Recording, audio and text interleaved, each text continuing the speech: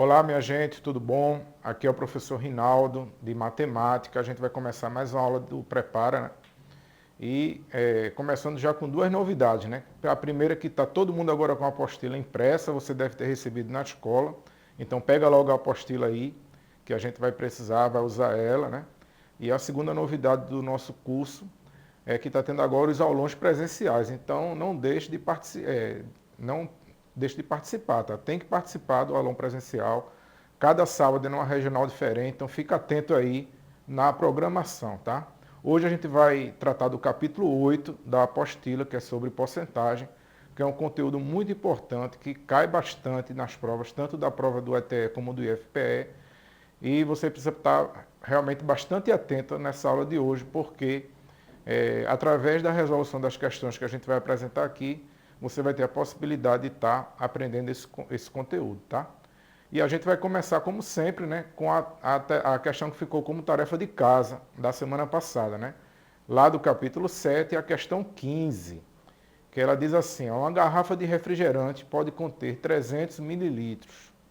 Quantas garrafas serão necessárias para acondicionar 7,5 litros de refrigerante? Essa é uma questão que ela mistura, né, duas grandezas diferentes, né? A garrafa ela está em mililitro, né? E a quantidade de refrigerante que a gente precisa armazenar nessas garrafas está em litro. Então a primeira coisa que a gente precisa fazer é transformar a unidade de medida. E para isso, né, a gente normalmente eu aconselho sempre aos alunos que a gente sempre procure transformar para a unidade menor, né? Sempre da maior para menor. Eu acho que funciona de uma maneira mais fácil, né? Então a gente vai lembrar que 1 litro tem 1000 mililitros, ok? E aí, como eu tenho aí 7,5 litros de refrigerante, eu transformando para mililitros significa que eu tenho 7.500 mililitros de refrigerante para colocar nas garrafas, tá? Como cada garrafa tem 300 mililitros, basta a gente fazer essa continha de dividir aí, ó. 7.500 dividido por 300, a gente vai encontrar 25 garrafas. E aí essa vai ser a resposta da letra A, que foi a questão que ficou como tarefa de casa sobre grandezas, que era o assunto foi o assunto do sábado passado, tá? Então vamos embora. Já está respondido, espero que você tenha feito isso em casa, né? Mas se não fez, está aí, você agora tem a oportunidade depois de tentar refazer, ok? Vamos embora agora para começar o capítulo 8, tá? E como eu disse a você, esse é um assunto que cai bastante nas provas das escolas técnicas, tanto é que essa primeira questão que eu estou apresentando aí na tela, ela caiu já na prova do ETE. E lembrando também a você que a prova do ETE, né, é uma prova que é uma prova eletrônica e, na verdade, eles têm um banco de questões lá e que quando você vai fazer a prova, que você coloca lá o seu CPF, a sua senha, ele sorteia lá as questões para você fazer 20 das questões lá que tem no banco de dados. E aí, como essas questões muitas vezes se repetem, é possível até que uma questão feita essa que a gente vai fazer agora, você tenha a sorte de ser sorteado e receber exatamente a mesma questão. Então é muito importante você ficar ligado aí nas questões que já caíram no vestibular das escolas técnicas estaduais. Então vê bem, vamos ver como é que é essa questão aí. No dia 1 do mês passado, um smartphone estava sendo vendido por R$ 500. No dia 10, esse produto recebeu uma redução de 50% no seu preço. E no dia 20, o preço foi aumentado em 50%. Qual o valor do smartphone no dia 20? E aí essa questão, inclusive, tem uma pegadinha, né? Porque, a princípio, quando você faz uma leitura rápida e vê que ele reduziu 50% e depois aumentou 50%, dá a entender que o valor final vai ser igual ao valor inicial, né? Porque tirou 50% e depois aumentou 50%. Mas não é assim não, e a gente vai ver onde é que está essa pegadinha. Agora, antes, eu preciso dizer uma coisa importante para você. A maioria das questões de porcentagem, a gente resolve se a gente souber umas relações aqui que eu vou colocar agora na tela aí para você, tá certo? Se você conseguir assimilar essas relações aí, você vai conseguir resolver as questões de porcentagem rapidamente. E isso aí resolve a maioria das questões. Então, primeiro, 100% é tudo, tá certo? Então, toda vez que a gente falar em 100%, a gente está falando no valor total, na quantidade de pessoas total, na quantidade de objetos total, certo? Então, 100% sempre equivale a todo o conjunto, a toda a quantidade que a gente está se referindo. E aí, olha só, se 100% é tudo, 50% vai ser metade, certo? A gente tira essa relação aí bem da lógica mesmo, né? E aí, ó, se 100% é tudo, 50% é metade, 25% a gente pode dizer que é a metade da metade. E 10% é a décima parte, né? Que também é uma porcentagem fácil da gente assimilar, porque a décima parte você divide por 10, e dividir por 10 é bem fácil. Então, ó, se você se ligar que 100% é tudo, 50% é metade, 25% é metade da metade e 10% é a décima parte, você vai resolver a maioria dos problemas de porcentagem, tá certo? Como esse daqui que a gente vai ver agora, tá? Porque ele fala aí, ó, que o smartphone estava sendo vendido a R$ 500 e aí no dia 10 ele recebeu uma redução de 50%. Como eu sei que 50% é a metade, então o que foi que aconteceu no dia 10? O produto custava R$ 500 e teve uma redução de metade, ou seja, metade de 500 é 250. Então ele deixou de ser vendido por 500 e passou a ser vendido por 250, certo? Continuando o problema, ele diz o seguinte, no dia 20, ele teve um aumento de 50%. E aí é onde entra a pegadinha, né? Porque, na verdade, esse 50% de aumento no dia 20 é em relação ao preço que tinha no dia 20. E o preço que tinha no dia 20 era 250. E metade de 250 é 125.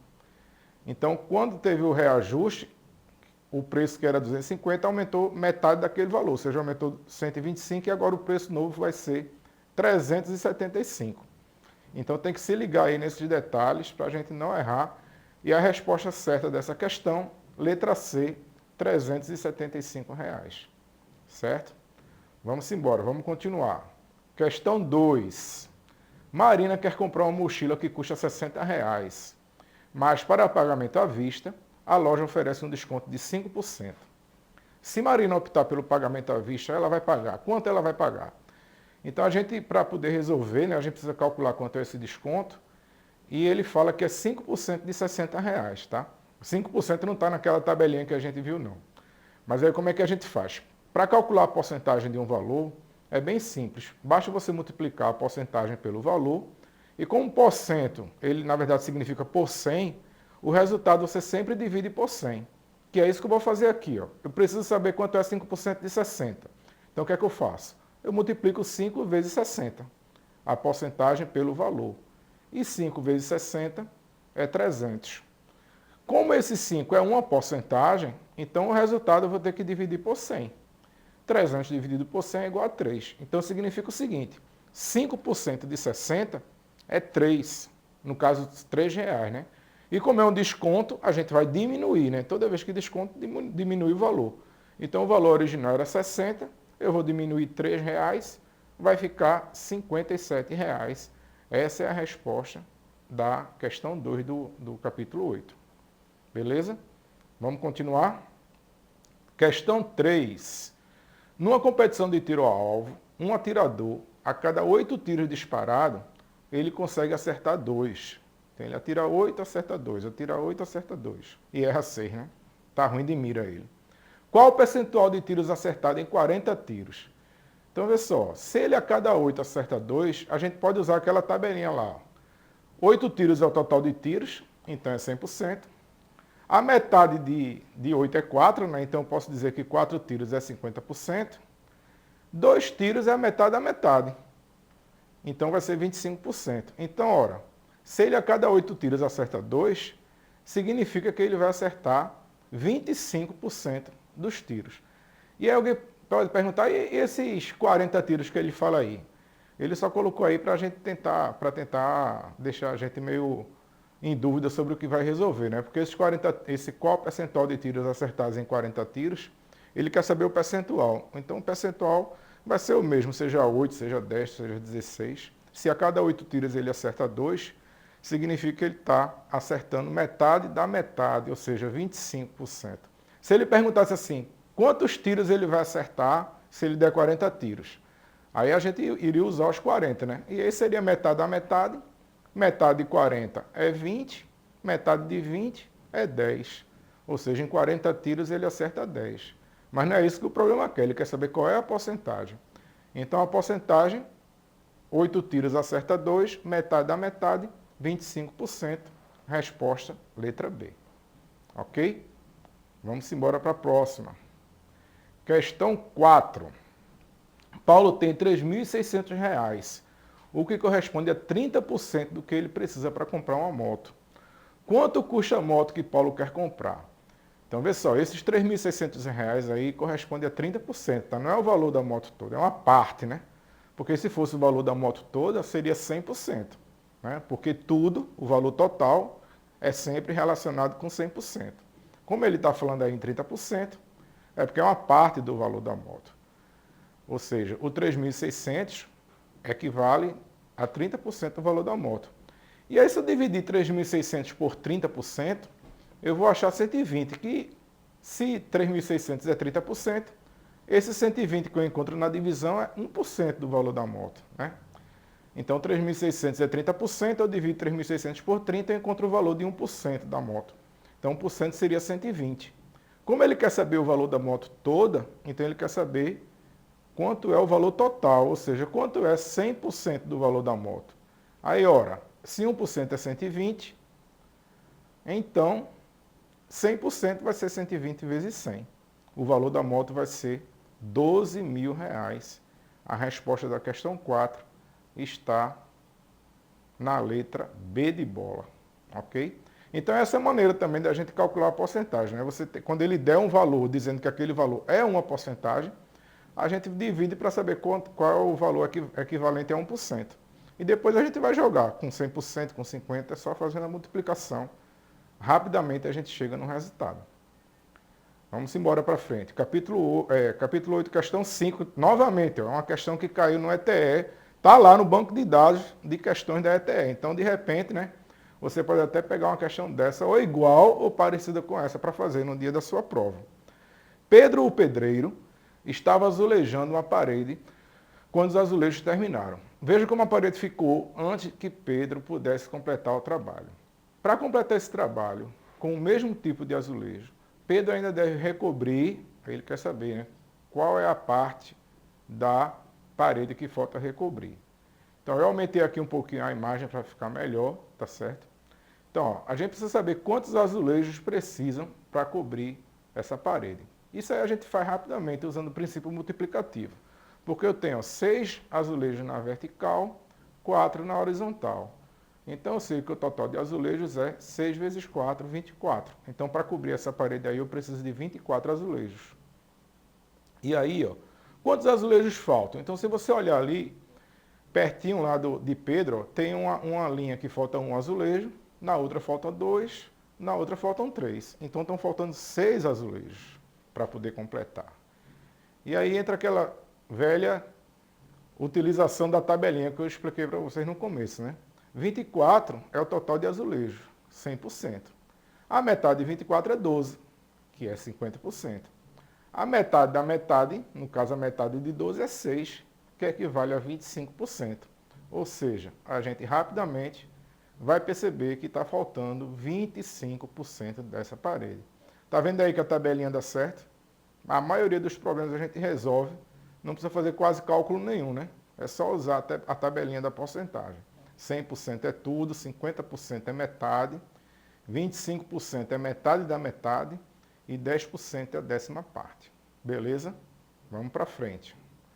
Questão 6. Em um supermercado, o quilo de arroz custava R$ 1,80. Bons tempos isso, viu? Sabendo que o freguês, se o freguês levar mais de 9 unidades, ganha desconto de 5% em cima da compra. Quantos reais de desconto dá levando 30 quilos de arroz? Então, vê bem, se ele vai levar mais de 9 unidades, significa que se ele levar pelo menos 10 unidades, porque ninguém vai levar 9 pacotes de arroz em meio pacote, né? Ou um pedacinho do outro pacote, né? Então, mais de 9 unidades, ele vai levar pelo menos 10 unidades, ele vai ter direito a 5% de desconto. Sendo que ele, nesse caso, né, o freguês está levando 30 unidades. E aí, se cada unidade é R$ 1,80, para eu saber quanto ele vai gastar, a princípio, né, é só multiplicar os 30 vezes R$ 1,80. Ele vai gastar R$ 54. Mas aí vem a promoção, né? Já que ele está levando 30 unidades, significa que ele vai ter direito a 5% de desconto. E aí eu preciso saber quanto é 5% de 54. E aí aquele velho cálculo que eu já mostrei para vocês na questão 2, né? Quando eu quiser saber a porcentagem sobre um valor, o que é que eu faço? Eu multiplico a porcentagem pelo valor, no caso 5 vezes 54 dá 270. E como aquele 5 ali é 5%, o resultado eu vou dividir por 100. 270 dividido por 100 é só andar duas casas com a vírgula, dá R$ 2,70. Esse é o desconto que ele vai ter. E a resposta está ali, ó, letra A. Beleza? Vamos embora para frente, né? Questão número 7, ó, novamente uma questão que caiu na prova do ETE. Como eu falei para vocês, né? O porcentagem é um assunto que cai bastante nas provas das escolas técnicas. E está lá no banco de dados, então preste atenção nessa questão aí. Ó. Um comerciante comprou uma mercadoria por R$ 120 e a vendeu por R$ 126. Ele quer saber qual foi a porcentagem de lucro, tá? Ele nem fala aí, né? Mas como as respostas estão em percentual, a gente sabe que o que ele quer saber é a porcentagem de lucro. Então vamos lá. A gente sabe que lucro é a diferença entre a venda e a compra, né? Então, venda menos compra é igual ao lucro. No caso, se ele comprou por 120, vendeu por 126, então para calcular o lucro dele, né, é só fazer a subtração. Aí 126 menos 120, ele teve um lucro de R$ 6. Mas R$ 6 não é 6%, né? R$ 6 é o valor em reais, a gente precisa ver qual é a porcentagem. Como é que eu faço para saber qual é a porcentagem? Como o valor da mercadoria era 120, então esse é o valor total da mercadoria, é o valor cheio. É tudo, é 100%. Então, R$ 120 seria 100% do valor da mercadoria. E aí, se eu divido, né, 120 por 100, eu fico sabendo quanto é o valor referente a 1%. E aí, o que é que eu faço agora? Eu pego o lucro dele, que é R$ 6, e divido por R$ 1,20. Eu sei que 1% equivale a R$ 1,20.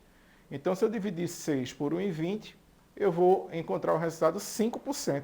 Ou seja, R$ 6, como 1% equivale a 1,20, R$ 6 dividido por 1,20 dá 5%. Essa é a porcentagem de lucro que ele teve. Ok? Próxima questão. Questão 8. Essa questão caiu no Enem, tá? Que aí a gente trouxe para cá para vocês verem como é importante esse conteúdo. É um conteúdo que ele extrapola, inclusive, as questões de escola técnica a nível fundamental e vai lá para o Enem, que vocês vão estar fazendo, se Deus quiser, daqui a uns 3 anos, né? A questão diz o seguinte: o Brasil é um país com uma vantagem econômica clara no terreno dos recursos naturais, dispondo de uma das maiores áreas com vocação agrícola no mundo.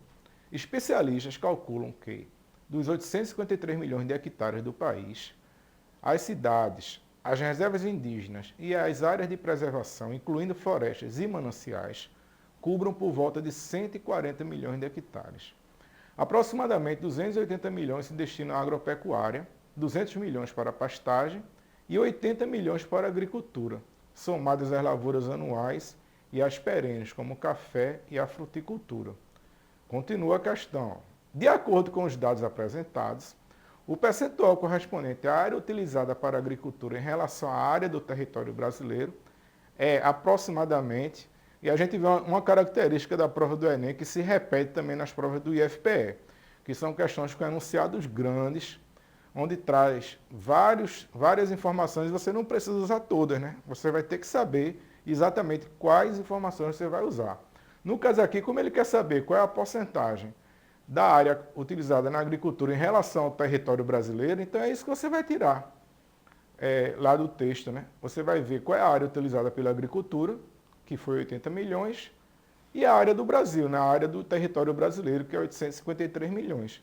E aí você vai ver esses 80 milhões em relação a 853 milhões, que porcentagem dá. Lembrando que tem a palavrinha ali aproximadamente, né, significa que o resultado não vai ser exato, tá? Mas vamos lá. Então, vê só, 853 milhões é a área total do país, então é 100%. Se eu divido 853 por 100, eu vou ter o valor referente a 1% da área do país, certo? Então, eu dividi aí 853 por 100, é só andar duas casas para a esquerda com a vírgula, então 8,53 é 1%. Como a área da agricultura é 80 milhões, então se eu pegar agora os 80 milhões e dividir por 8,53, eu vou ter qual é a porcentagem aproximada. Essa conta aí de dividir dá 9,37, tá? Que essa vai ser a área que a gente vai encontrar. E aí o valor que tem mais próximo aqui, entre aquelas que estão como possibilidade de respostas, é a letra D, 9,4. Vamos continuar. Questão 9, novamente uma questão que caiu no Enem, tá?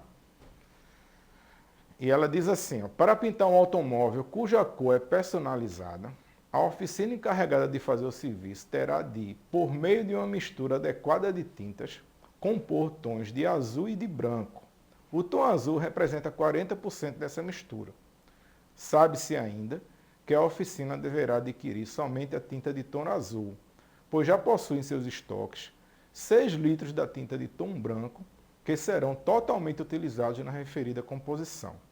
A quantidade em litro de tinta de tom azul que a oficina deverá adquirir para compor essa mistura, sem que haja sobras, é.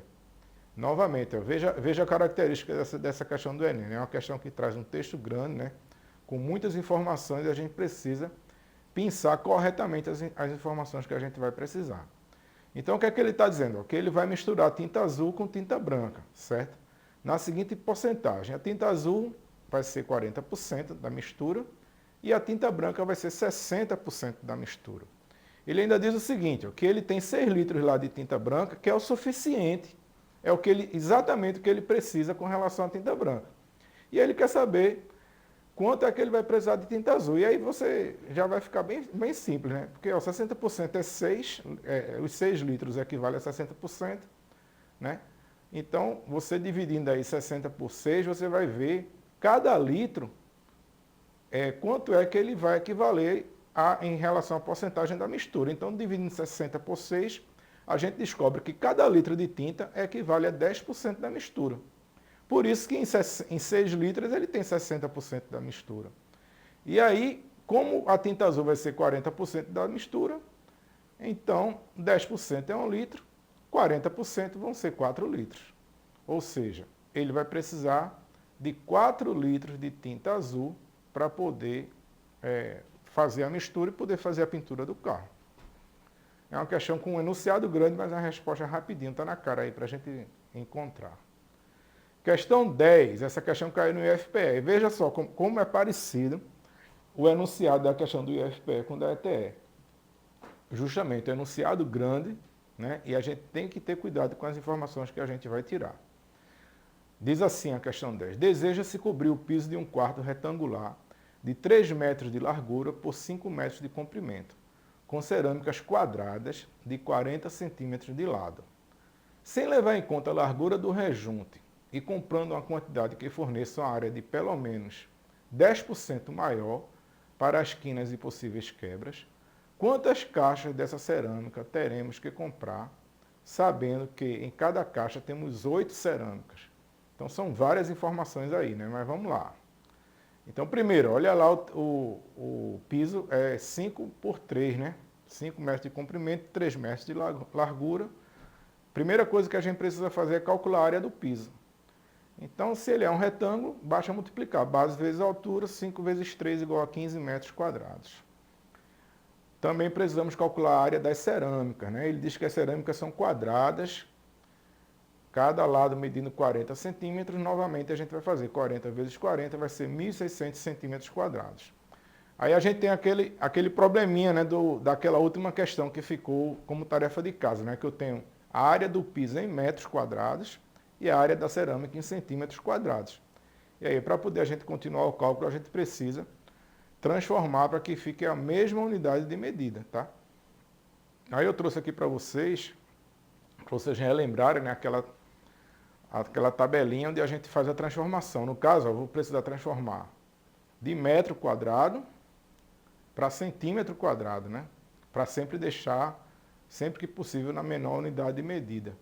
E aí você vai ver que para eu poder transformar de metro quadrado para centímetro quadrado, eu preciso multiplicar por 100 duas vezes. E é isso que a gente vai fazer, ó.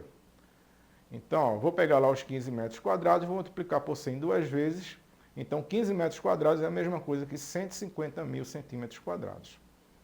E agora eu tenho como saber quantas pedras de cerâmica eu vou precisar. É só eu pegar agora, para saber a quantidade de cerâmica, dividir 150 mil por 1.600. Eu encontro 93,75, certo? Mas essa ainda não é a resposta. Por quê? Porque ele quer que compre 10% a mais. Então eu vou ter que calcular a décima parte de 93,75, que é só calcular a décima parte, é dividir por 10, 10% é a décima parte, é só andar com a vírgula uma casa. Ou seja, 10% de 93,75 é 9,375.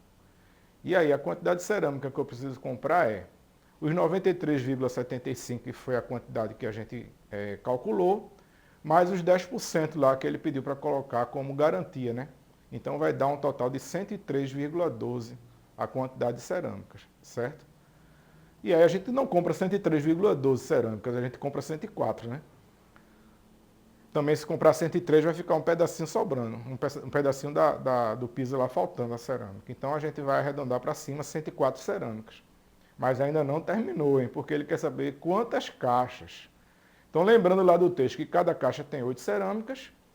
Então, para eu saber quantas caixas eu vou precisar, 104 dividido por 8, 13 caixas. Essa vai ser a resposta da questão 10, que a gente precisou usar várias informações para poder encontrar um resultado, né? Vamos para frente. Questão 11. Novamente é uma questão do IFPE, enunciado grande, várias informações para a gente poder identificar. Em agosto de 2014, o valor necessário para prover a família de um trabalhador brasileiro das condições mínimas de sobrevivência, como, por exemplo, alimentação e moradia, de acordo com o DIEESE, que é o Departamento Intersindical de Estatística e Estudos Socioeconômicos, deveria ser de R$ 2.861,55. Durante esse período, o salário mínimo era de R$ 724, muito menor do que o que era necessário, né? E aí ele pergunta qual é o reajuste aproximado do salário mínimo deveria ter para atingir o valor estimado pelo DIEESE. Então, ó, eu preciso saber quantas vezes o valor calculado é em relação ao salário mínimo. Então, eu faço essa divisão aí, 2.861,55 dividido por 724. Eu acho 3,95, ou seja, o salário mínimo precisava ser 3,95 vezes maior para poder atingir aí as condições adequadas de sobrevivência do DIEESE. E como é que eu transformo isso em porcentagem? Então, vê bem, eu sei que 724, que é o valor total do salário mínimo, equivale a 100%. Como eu preciso ter 3,95 vezes, então é como se eu tivesse 3,724, né? 3 vezes o 724, mais 0,95 de 724, certo? Mas aí o que acontece? Cada valor desse de 724 equivale a 100%, né? Que é o valor total. E aí, o que é que eu preciso para aumentar? Eu preciso dessa parte aí, né? Porque 724 eu já tenho. Eu vou precisar de mais 2 vezes 724 e mais 0,95 de 724. Ou seja, eu vou precisar de 100%, novamente 100% e 95%. Ou seja, o aumento teria que ser de 295% para poder a gente ter o valor que foi calculado corretamente lá, né? Que seria o valor adequado para se ter condições mínimas de sobrevivência. Vamos para frente. Questão 12. Novamente é uma questão do IFPE, hein? Então é uma questão com textos longos que a gente precisa acostumar com eles. Observe o texto de uma matéria sobre a redução do IPI. O ministro da Fazenda anunciou a redução do imposto sobre produtos industrializados. Como amplamente divulgado, os veículos 0 km devem ter redução de 10% no preço ao consumidor, aproximadamente, o que já deve valer na prática a partir de hoje na maioria das concessionárias. De acordo com as informações contidas no texto e seu conhecimento matemático, está enchendo a bola da gente. Se a versão básica de um automóvel custava R$ 23.600 antes da redução do IPI, essa mesma versão passará, após a redução do imposto, a ter um preço sugerido de... Então, o que é que eu preciso calcular aqui? Calcular a redução, que é 10%. E 10% é a décima parte. Então, 10% de 23.600 é só dividir o 23.600 por 10. Ou andar uma casa com a vírgula, né? Para a esquerda. Vai dar 2.360. Então significa o seguinte, que o carro ele custava R$ 23.600 e vai ter uma redução de R$ 2.360. E aí basta a gente fazer, o valor antigo, o preço antigo é R$ 23.600, o preço novo vai ser R$ 23.600 menos R$ 2.360. Vai ser R$ 21.240. Resposta está na letra A. Ok? Questão 13. Novamente é uma questão do IFPE. Texto longo, muitas informações e a gente tem que ter muito cuidado para não cair nas pegadinhas aí. Supondo que uma lâmpada fluorescente tenha uma economia de 75% do consumo de energia, quando comparada a uma lâmpada incandescente, e que uma lâmpada LED tenha uma economia de 85% no consumo de energia, também quando comparada a uma lâmpada incandescente, qual seria o percentual de economia de energia de uma lâmpada LED quando comparada a uma lâmpada fluorescente? Eita, vamos lá. A lâmpada fluorescente ela tem 75% de economia, certo? Em relação à lâmpada incandescente, que é aquelas lâmpadas antigas, tá? Então, ó, supondo que uma lâmpada comum gaste 100 kW, a gente chega à conclusão que a lâmpada fluorescente tem 75% de economia, então ela vai gastar 25 kW, tá certo? Até porque, como eu estou usando 100 kW, né, a gente pode fazer a relação direta, né, de 100 com 100%, 75% vai economizar 75%, então ela vai gastar apenas 25 kW, tá? Já a lâmpada de LED, a economia é de 85%. Então, se a lâmpada comum gasta 100 kW, a lâmpada de LED vai gastar apenas 15, né? Porque você pega 100, tira 85, vai gastar apenas 15. Gasta menos. E agora a gente vai comparar a LED com a fluorescente. Então, ó, vamos considerar que a lâmpada LED que consome 25 kW agora vai ser 100%, porque ela vai ser o nosso referencial. A LED vai gastar 15, né? Ou seja, se ela vai gastar 15, ela está economizando 10 kW. E aí a gente vai fazer a nossa continha aqui agora. 25 kW é 100%. Se eu dividir o 100 por 25, eu encontro 4%, ou seja, cada quilowatt significa 4% de economia. Como a outra vai economizar 10 kW, é só multiplicar 10 vezes 4%. E aí eu descubro que a lâmpada de LED ela economiza 40% em relação à lâmpada fluorescente. A minha resposta da questão 13 vai estar na letra C. Ok? Questão 14, mais uma questão do IFPE. Na eleição do Grêmio do IFPE Campos Barreiro, 70% dos alunos matriculados exerceram o direito a voto. Após a apuração dos resultados, constatou-se que 90% dos votos foram de alunos dos cursos da modalidade integrada. Considerando que 10% do total de alunos que não votaram nessa eleição corresponde a 24 alunos e que todos os estudantes da modalidade integrada votaram, quantos estão matriculados nessa modalidade? Aí são várias informações, uma por cima da outra, a gente tem que ter muito cuidado para não confundir. Mas vamos lá, devagarzinho. Primeiro, os 10% dos alunos que não votaram foram 24 alunos, certo? Então 10%, 24 alunos. Então se eu quiser saber o total de alunos que não votaram, ou seja, os 100% dos alunos que não votaram, é só pegar 24 e multiplicar por 10. Porque 24 não é a décima parte. Então se eu quiser o total, é só multiplicar por 10. E aí eu chego à conclusão que 240 alunos não votaram, tá certo? E aí ele diz mais o seguinte, que 70% dos alunos votaram. Quando ele diz que 70% dos alunos votaram, significa que 30% não votaram, certo? E esses 30% que não votaram são justamente os 240 alunos que a gente calculou lá. Então, 30% dos alunos que não votaram equivale a 240 alunos. 240 é 30% dos alunos da escola. Logo, se eu dividir lá os 240 por 3 e dividir o 30 por 3, eu vou chegar à conclusão que 80 alunos equivale a 10% dos alunos da escola. E se eu fizer 80 mais 80 mais 80, dá 240, que a porcentagem é a mesma coisa, 10 mais 10 mais 10 seria 30%. Então, 80 alunos equivale a 10% dos alunos da escola. Se 80 é 10% e 10% é a décima parte, eu chego à conclusão que 800 alunos equivale a 100%, ou seja, essa escola ela tem 800 alunos, porque 100% é tudo, né? Tá lembrado? Então a gente vai chegar à conclusão que tem 800 alunos no IFPE de Barreiros. Mas não terminou ainda, tá? Desses 800 alunos, a gente chega à conclusão que 560 votaram e 240 não votaram, certo? Já que a gente já calculou lá rapidinho que 240 era a quantidade de alunos que não tinham votado. Mas vamos lá, ainda não é isso que ele quer. Então eu sei que 560 alunos votaram e 240 não votaram, e 90% dos votos foram da modalidade integrada, onde todos votaram.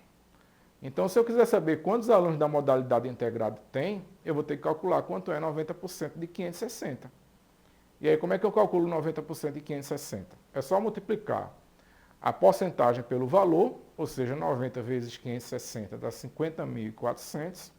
E como é porcentagem, o resultado eu tenho que dividir por 100. E aí, finalmente, eu chego ao resultado, que é 504 alunos. A resposta aqui vai ser justamente, vamos voltar para lá, letra D, 504 alunos, certo? Próxima questão, questão 15. Devido ao reajuste de preço dos fornecedores, o dono de uma loja aumentou os valores de todos os produtos em 20%. Percebendo uma grande queda nas vendas, decidiu dar um desconto de 20% sobre o valor aumentado inicialmente. Com isso, o preço final de venda corresponde.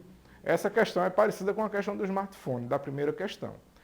Mas essa a gente não vai fazer agora, a gente vai deixar para a próxima semana. Então você tem a oportunidade de uma semana para tentar descobrir qual a resposta da questão 15 do capítulo 8. Ok, minha gente?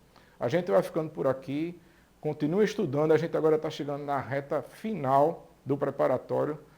As inscrições já estão aí à porta, as provas também. Então continue estudando, se dedicando, entrando em contato com a gente pelo WhatsApp, conversando com seu professor na escola. Beleza? Fique com Deus e até a próxima aula. Tchau.